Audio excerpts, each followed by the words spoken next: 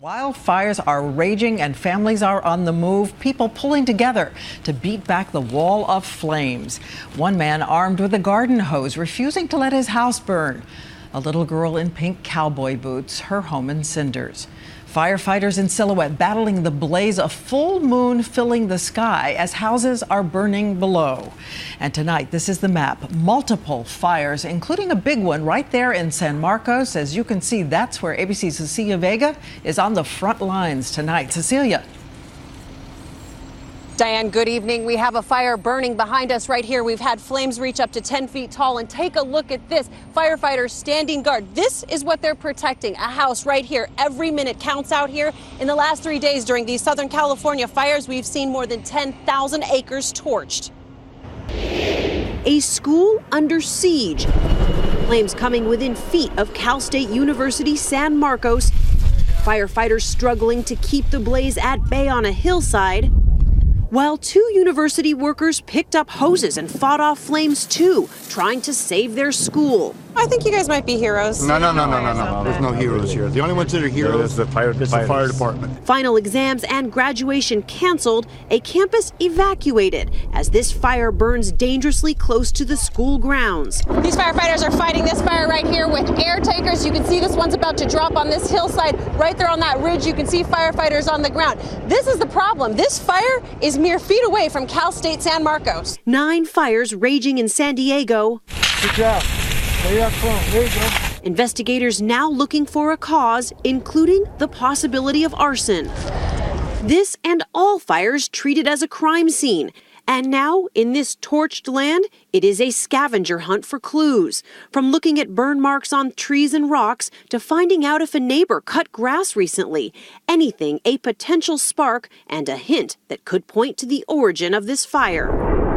It is a heat and wind-fueled battle Southern California has been fighting for 3 days, sending flames shooting up mountainsides, plumes of smoke into the air. Firefighters struggling to save what they can. What they tried to save with hoses yesterday, today looks like this. A business engulfed in flames, now unrecognizable. Now, these fire trucks that you see out here are ready to go at a moment's notice. The biggest issue out here today, the temperature, it hit 99 degrees. That has not helped in fighting this fire. So far today, 13,000 new evacuation notices, 1,000 acres torched so far. And Diane, so far this fire is just 5% contained. 5%. Okay, thank you so much, Cecilia. And now we want to focus everyone's attention on some of the startling images from this emergency. Here is one of them, a whirl of fire stretching into the sky. Some people call it a Firenado, danger compounded by speed. So how do they form? ABC's meteorologist Ginger Z tells us. Swirling tubes of fire erupting out of the wildfires in California again today. Sometimes called a firenado. The guys who fight them call it a fire whirl. When a group of firefighters come up and there is a fire whirl, do you attack it differently? You can't really attack that. It's kind of it has a entity of its own.